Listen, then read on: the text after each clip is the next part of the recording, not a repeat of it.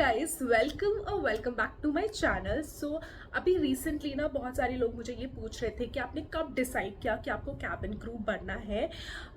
इस वीडियो में basically will talk about कि मैंने कब डिसाइड किया पर्टिकुलरली कि मुझे क्रू बनना है। आपको पहले मैं अपना एक एजुकेशनल बैकग्राउंड बता दूंगी and then I tell you क्यों मुझे मोस्टली ऐसे क्वेश्चंस क्यों आ रहे थे, आपको मे बी क्लियर हो जाएगा उसके बाद। बेसिकली जो मैंने अपना 10th किया है, जो मैंने अपना 12th किया है बेसिकली वो मैंने साइंस बैकग्राउंड से किया है। Actually I am a bio with math student.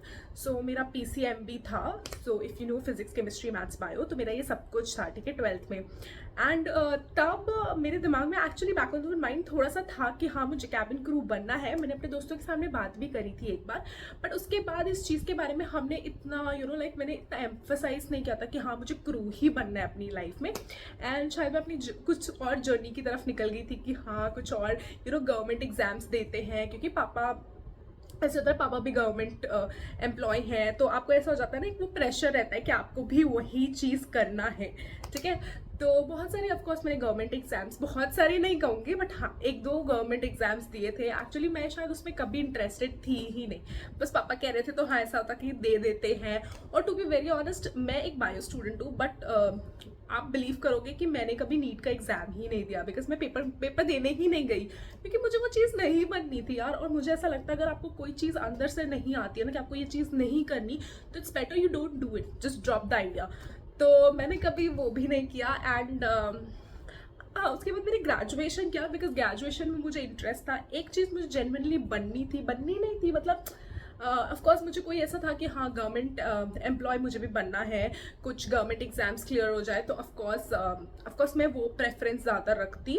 But जो भगवान को वो होता है ना, कहते हैं ना कि आप कोई चीज़ आपने कभी सोची हो और शायद आपने कभी अपने मुंह से बोल दी हो और भगवान चाहते कि आप वही बनो, तो वो ना भगवान के हाथ में होता है। It's something like that, okay.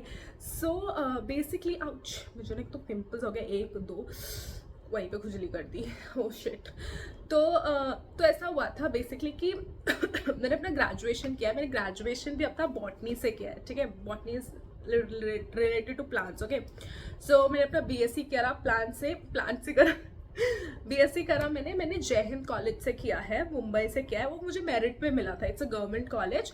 And उसके बाद हम लोग ने उसके बाद मैंने अपना हाँ मैंने इंटर्नशिप भी करी थी उसके बाद HR में, क्योंकि मुझे ऐसा लग रहा था कि यार MSc नहीं करूँगी, क्योंकि BSc करने के बाद MSc करने का ही थोड़ा उसके बाद ही अच्छा स्कोप था। तो मैं सोच रही थी यार इतनी पढ़ाई कौन ही करेगा, बस पढ़ते ही जा रहे हैं ऐसा लग रहा था। और टू बी वेरी ऑनेस्ट मुझे पढ़ना वढ़ना इतना कुछ मतलब हो गया था यार, मेरा ना पढ़ाई से ऐसा हट गया था कि अब नहीं हो पाएगा मुझसे पढ़ाई।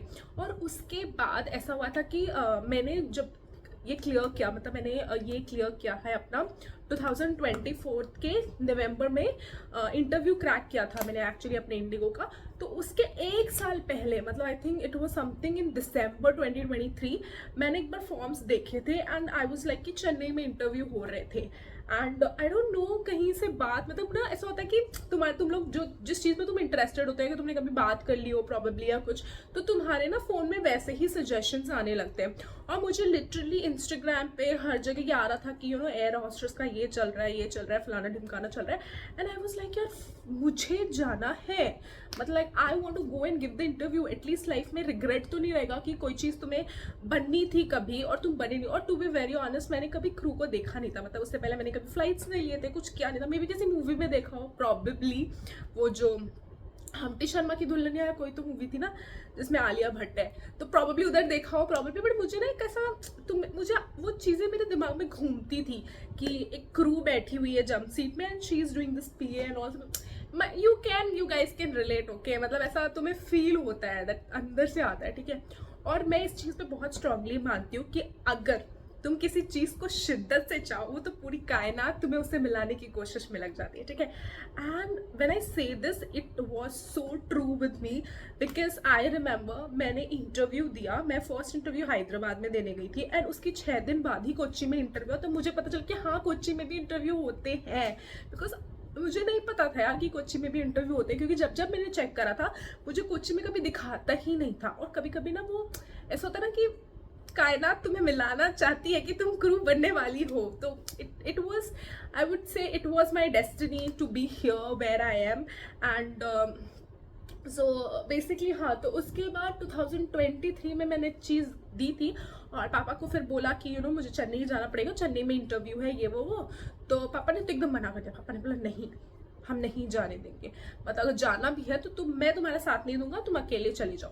एंड मैं ना अपनी एक और वीडियो है कि मैंने कैसे क्रैक करा था, आप वो भी वीडियो देख सकते हो। उसमें बोला था कि I know where he is coming from. And अरे हमारे पापा मम्मी ने हमको इतना पढ़ाया है तो उनका एक्सपेक्टेशंस भी होता है ना हमसे कि मैंने अपनी बेटी को इतना पढ़ाया है इसलिए क्या कि ये क्रू बने, क्योंकि I was a PCMP student ना, so he was expecting much from me. But ऐसा होता है ना, कुछ कुछ चीज़ें यार तुम्हारे हाथ में नहीं होती है, जो तुम्हारी डेस्टिनी में लिखा होता है। और मैं ये नहीं कहती कि क्रू लाइफ एकदम गंदी है, मुझे तो ये लाइफ बहुत अच्छी लगती है as compare to the corporate life, क्योंकि मैंने उसमें भी HR किया है, इंटर्नशिप की है, तो मैं दोनों चीज़ में अच्छे से डिफ्रेंशिएट करके अगर बताऊं, क्रू यहाँ क्रिप करेगा, बट मैंने एक्सपीरियंस किया है तो मुझे पता है कि आपको अच्छा फील होता है, लाइक आपको बहुत रेस्ट मिलता है। जैसे अगर मैं अपने मार्च का रोस्टर बताऊं तो ऐसा हुआ था कि मैं 15 दिन या मतलब 10 दिन फ्लाई नहीं कर रही थी, स्टैंड बाय पे थी, ड्यूटी पे थी, घर पे थी, बट मैं फ्लाई नहीं करती। और ऐसा ये इसका मतलब ये नहीं कि मुझे पैसे नहीं मिलेंगे, उसके पैसे भी मुझे मिलेंगे। तो मैं 10 दिन रह के अगर घर पे पैसे कमा रही हूँ, महीने के 10 दिन, अगर सोचो अगर यही चीज़ अगर मैं अपनी फैमिली के साथ यहाँ रहती, अगर मेरे पापा कोच्चि में होते, जैसे पहले हम लोग कोच्चि में ही पापा थे, तो अगर यहाँ पे पापा रहते तो 10 दिन घर पे पापा मम्मी के साथ हूँ, मस्ती कर रही हूँ, और जब फ्लाइट्स लग रही है तब फ्लाइट्स के लिए जा रही हूँ। तो it is very sorted to be very honest. अगर आप इस जॉब को देखो इस तरीके से, ठीक है, और आप 1-2 दिन घूम कर आ जा रहे हो तो इसमें मतलब खराबी क्या है, मतलब अच्छी जॉब है ये, पता है।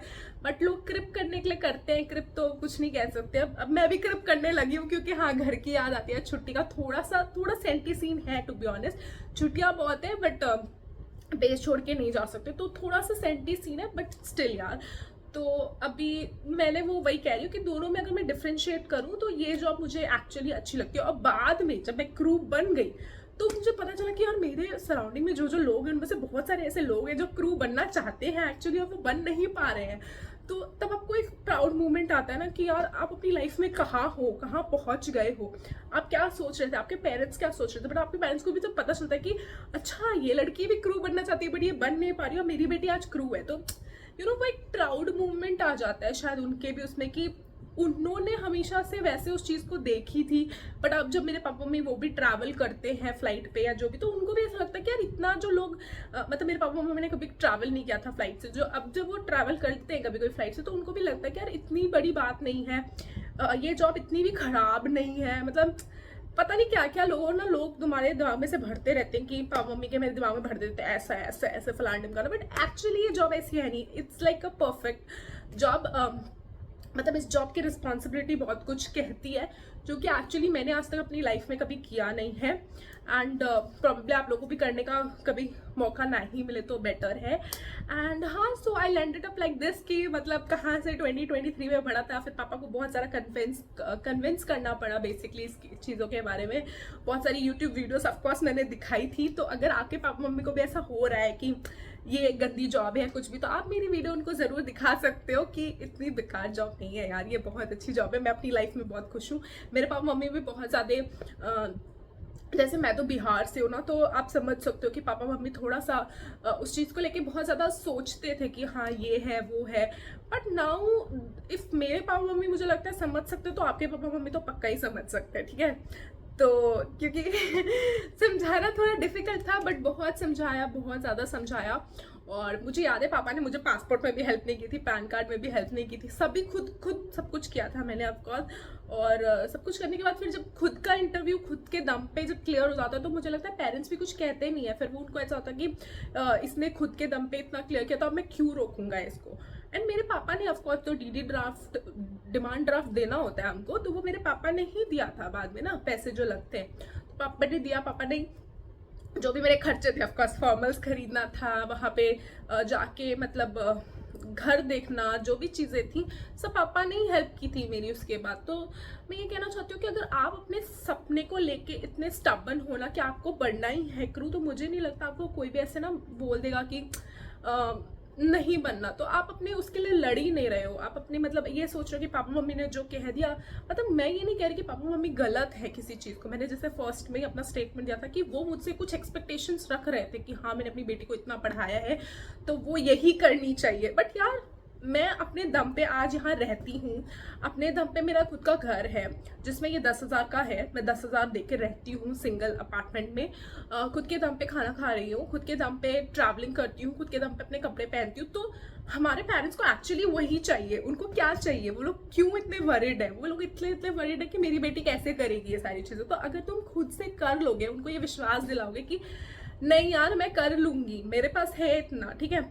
मतलब मुश्किल से ही मैंने एक्चुअली अभी पापा से पैसे भी नहीं मांगे जब से मैंने अपनी जॉब स्टार्ट की है, क्योंकि मेरे पास खुद ही है इतने पैसे, टचवुड की मुझे कभी उनसे मांगने की ज़रूरत ही नहीं पड़ी। और अगर आप भी ये विश्वास दिलाओगे तो आई थिंक वो लोग कभी आपको मना नहीं करेंगे। और आपकी कन्विंसिंग स्किल थोड़ी अच्छी होनी चाहिए, तो ऑफ कोर्स वो भी बहुत मैटर करता है। और या आई थिंक डिफ़िकल्ट था थोड़ा सा, बट मैंने आई थिंक मैनेज कर लिया। और उसके बाद हम फाइनली क्रू बन गए। हम हमारा जब मैं आपको बताऊंगी, मेरा ज्वाइनिंग डेट वाज जनवरी में मेरा ज्वाइनिंग डेट था। और ऑलमोस्ट मुझको 1 साल से ज़्यादा हो चुका है।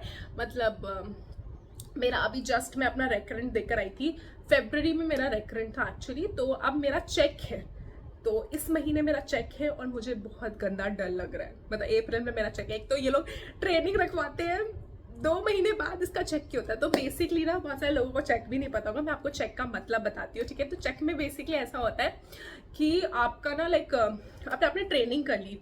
ये जब आप पहला ट्रेनिंग करते हो ना, फर्स्ट ट्रेनिंग अपनी, जब आप क्रू मतलब एकदम इनिशियली बनते हो, तब आपका चेक नहीं होता है, ठीक है। तब आपका फैम फ्लाइट होता है। फैम फ्लाइट मतलब फेमिलियराइजेशन फ्लाइट होता है, जिसमें आपको बेसिकली ऑब्जर्व करना होता है। 4 क्रू ऑलरेडी होंगे और आप उनको ऑब्जर्व करोगे कि वो कैसे काम कर रहे हैं। अब मुझे 1 साल हो गया, मैंने अपना ट्रेनिंग कर लिया, बट अब मेरा लाइसेंस एक्सपायर हो चुका है, होने वाला है, मतलब हो चुका है, होने वाला है, ठीक है। तो अब मैंने अपना ट्रेनिंग कर लिया, तो लाइसेंस रिन्यू तो हो गया है, बट स्टिल मेरा एक चेक है। मतलब ऑनलाइन बोल रही हूँ एयरक्राफ्ट में बेसिकली वो एक कोई तो ऐसे पैसेंजर जैसे बैठे होंगे, मैंने अभी तक खुद विटनेस नहीं किया तो मैं अच्छे से एक्सप्लेन नहीं कर सकती, but still I tell you.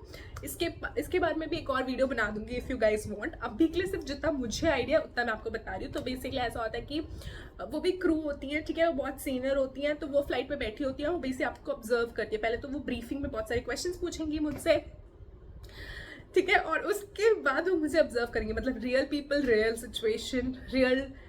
Situation handling.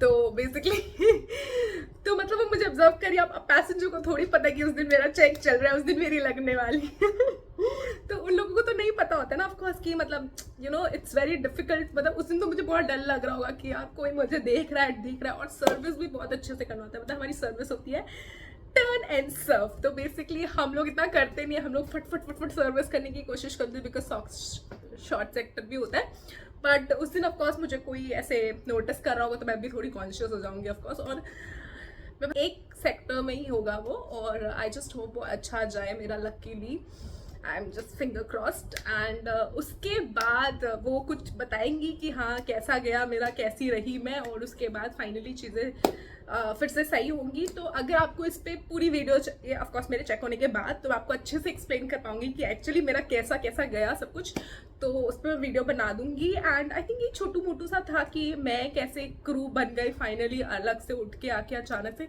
मुझे लगता है कि ये चीज़ें बहुत अफेक्ट करती है कि आपके इंस्टाग्राम फीड पे क्या चलता है आई थिंक यही एक रीज़न था ना, क्योंकि मेरे इंस्टाग्राम फीड पे आया था, मुझे याद है बहुत रिपीटेडली आ रहा था कि कैबिन क्रू का। एंड फिर मैंने डिसाइड किया कि हाँ मुझे क्रू ही बनना है। मतलब क्योंकि एक बार टाइम एक दिमाग में था, एक बार जब मैंने अपने दोस्तों के साथ इस बारे में डिस्कस करा था, तो कुछ लोगों को ये चीज़ पता है, बाकी बहुत सारे लोगों को ये पता नहीं कि मैं क्रू बनना चाहती थी कभी अपनी लाइफ में। उनको लगता है मैं अचानक से बन गई, बट मुझे लगता है कोई भी चीज़ अचानक से नहीं होती। आपके बैक ऑफ द माइंड आपने कभी ना कभी वो चीज़ सोची होती है कि आपको ना ये चीज़ करनी है लाइफ में, तो वो हो जाती है। जैसे मैंने हमेशा से सोचा था कि मुझे ना यूट्यूब चैनल बनाना है। अब कोई मुझे उठ के आके एक दिन बोलेगा कि आप यूट्यूबर कब बन गए, तो मतलब it was there back in my mind कि मुझे हमेशा से एक यूट्यूबर बनना था। सो कुछ भी चीज़ अचानक से नहीं हुई है, मतलब ऑफकोर्स। और मैंने ना इसके लिए बहुत स्ट्रगल करा है। अभी हमारा मतलब एक हम लोग मिलके एक फैमिली मिलके आई थिंक 1K की फैमिली बनने वाले हैं थोड़े टाइम के बाद। और मैं इस चीज़ के लिए इतनी एक्साइटेड हूँ। एक तो मैंने शुगर कट कर रखा है, पर मैंने तब भी सोचा कि कोई बात नहीं, तब भी मैं केक खाऊंगी उस दिन जिस दिन 1K सब्सक्राइबर्स हमारे फाइनली पूरे हो जाएंगे। आई थिंक थोड़ा ही बच गया है and we are about to touch 1K subscribers and I am so happy and thank you so much for all the love and all the blessings. Because बहुत ज़्यादा मैटर करता है कि आप ना मेरी वीडियोस को देखते हो, आप मतलब मैं हूँ तो आपकी वजह से हूँ। अगर मेरे सब्सक्राइबर्स हैं तो it's all because of you. जितना प्यार आप मुझे देते हो मेरी वीडियोस पे वो बहुत ज़्यादा मैटर करती है।